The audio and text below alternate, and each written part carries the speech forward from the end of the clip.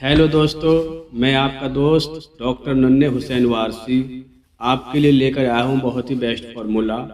सर्दी हो या ज़ुकाम, गले में खरांश हो या हो आपको सूखी खांसी, तो सिर्फ आप हमारा ये फार्मूला आजमा कर देखिए, आपकी खांसी सर्दी ज़ुकाम दूर हो जाएंगे। सिर्फ 2 दिन खाइए। तो दोस्तों, फार्मूला ये है, टैबलेट बेटनीसोल, टैबलेट विनगोल्ड और कैप्सूल मॉक्स। इन तीनों को मिलाकर सुबह शाम गुनगुने पानी से 2 दिन खाएं, आपको फायदा जरूर होगा। धन्यवाद।